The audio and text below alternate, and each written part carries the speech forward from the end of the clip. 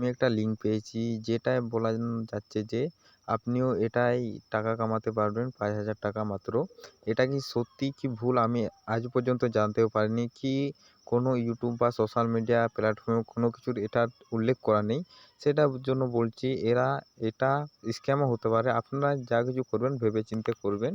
আর যদি কোনো ধরনের প্রবলেম হয় শেষকালে আপনাকে দায়ভার নিতে হবে। তাই জন্য বলছি আপনারা এটাকে ভালো করে যাচাই করুন, তারপরে এটায় ফুল ফর্ম দিবেন। না হলে যা কিছু বলবে এখানে যে করতে হবে, তারপর আপনি অনেক কিছু টাকা পাবেন।